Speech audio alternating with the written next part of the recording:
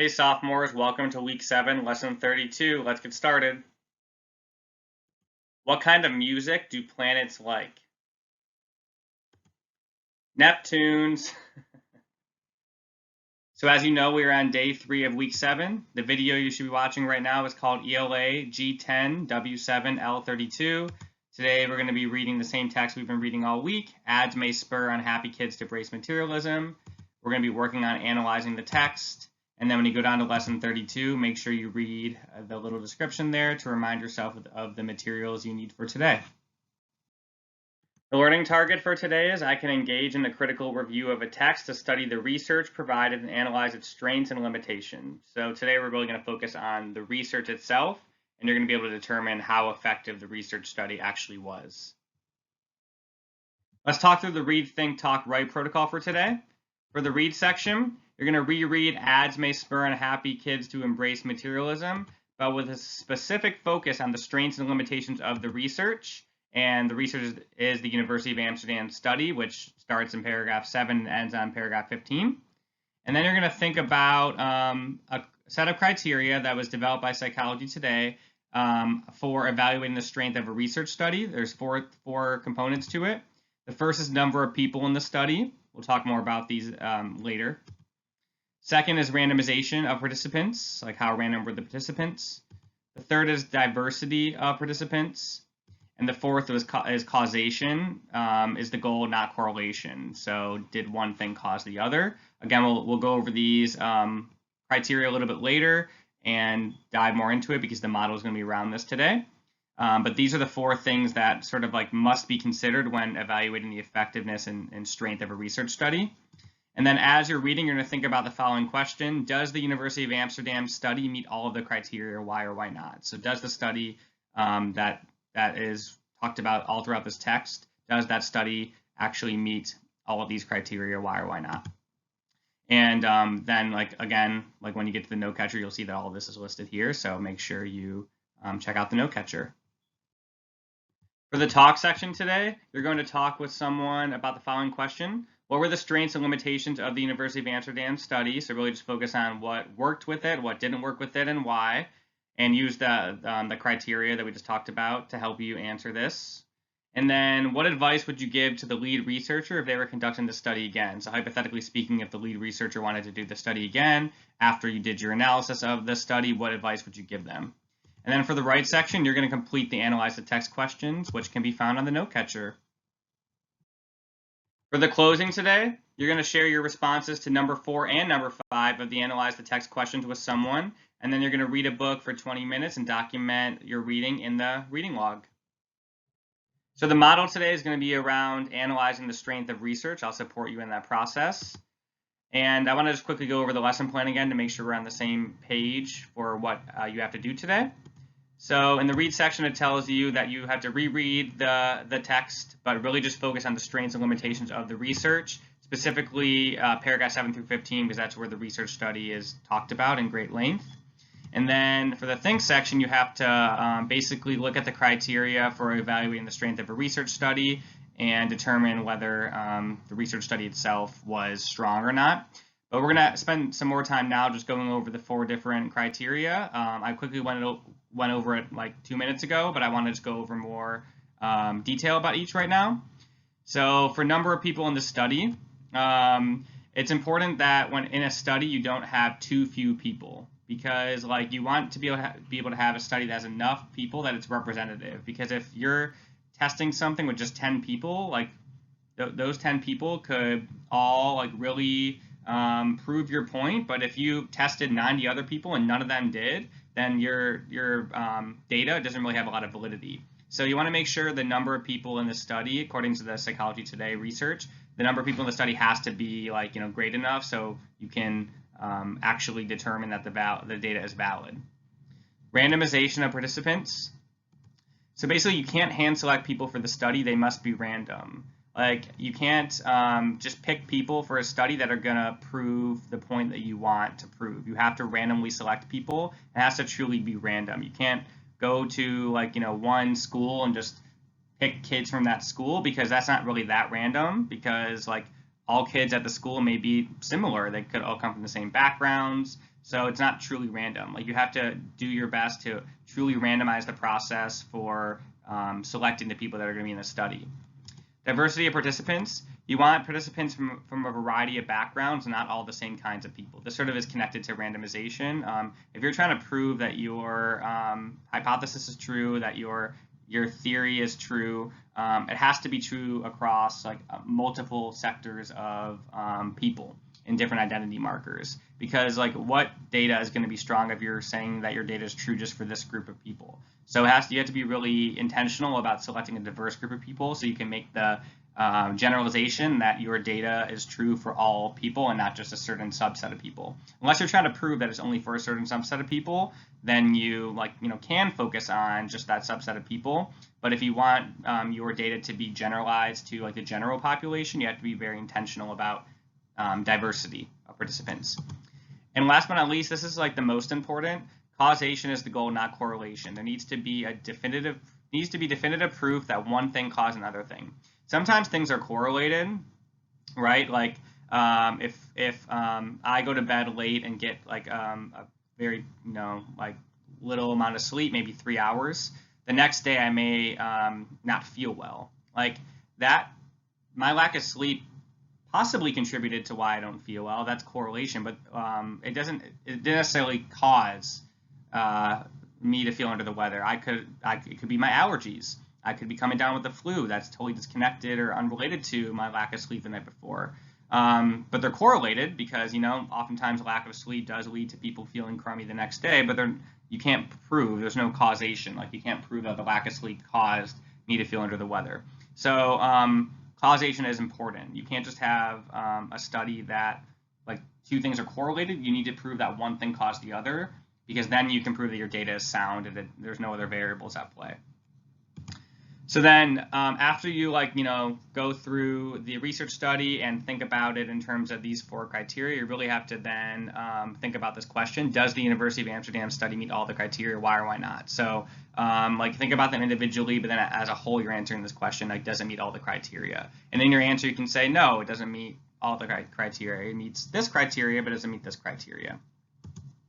And I am going to support you today on just the collection of evidence from the text to basically figure out how many people were in the study, was it random, was it diverse, and was there causation or was there just correlation? And I'll show you which paragraph number I pulled this information from, but I'm not going to actually then take that information and answer the question for you of did this meet all the criteria, and does this mean that it was an effective research study or not? I'm going to leave that up to you, but I'm going to help you actually find the information from the text.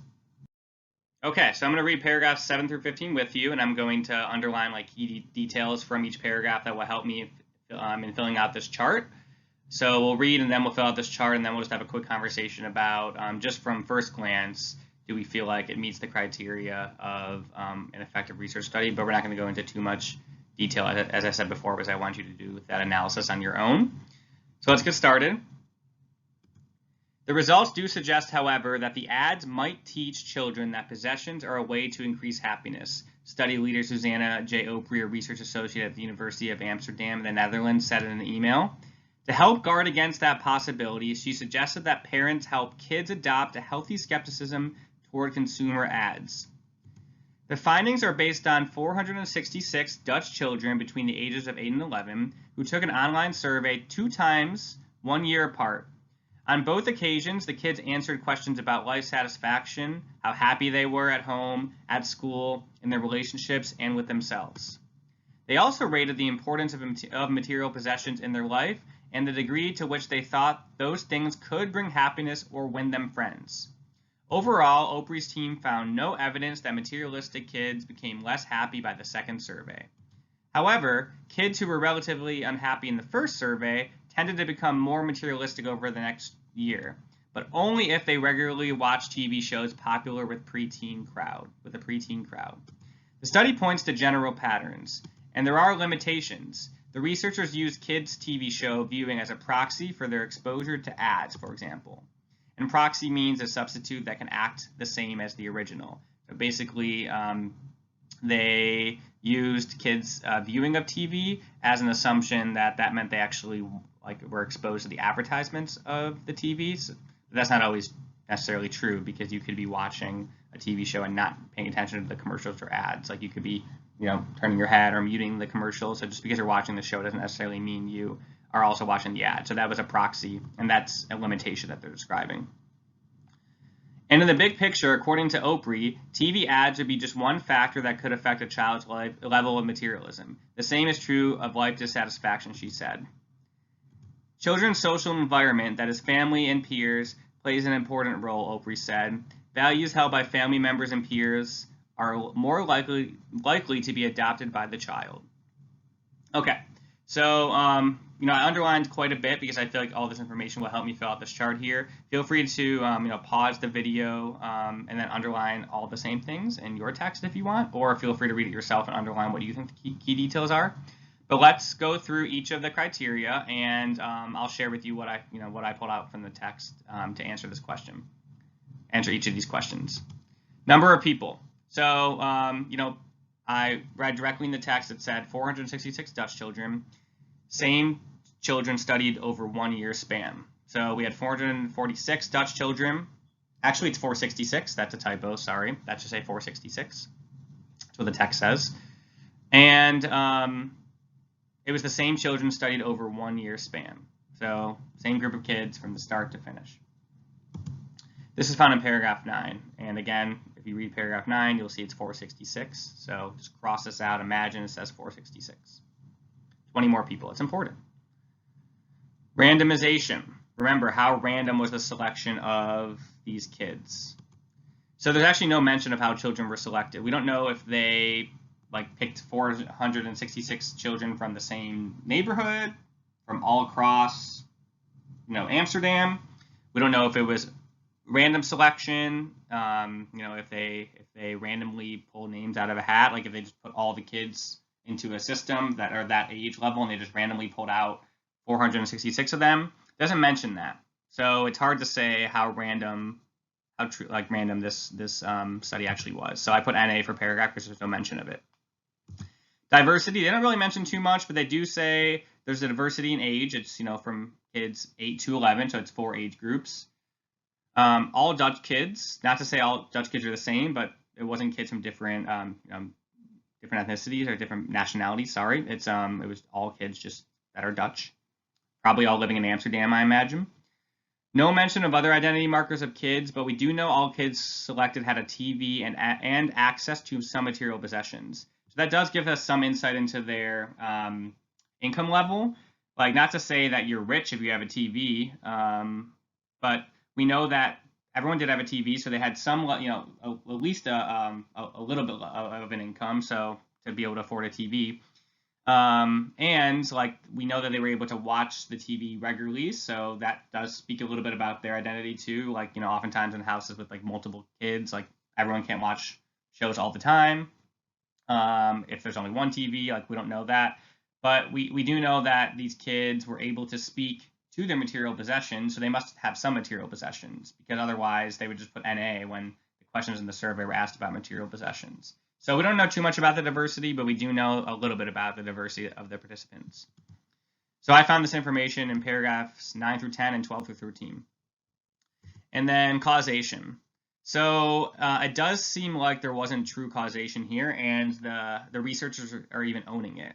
They're saying things like, words they're using are mights. There's a possibility they tend to do this, but it even says inside the text there's overall no evidence to prove the hypothesis. The study pointed only to general patterns, but these had limitations too. So there's definitely correlation, there's patterns, and they're making conjecture, but there's no proof. And I found this in paragraphs 7 through 8 and 11 through 15. So now it's really your turn to think about what I said, look at what I put here, do your own analysis, and because eventually you're going to have to basically determine if you feel like the research study was effective or not, if it met these criteria. The Psychology Today journal says it should meet all 4 of these criteria to be a strong research study. So I would say that you should use that assessment too when you're determining whether the study was effective.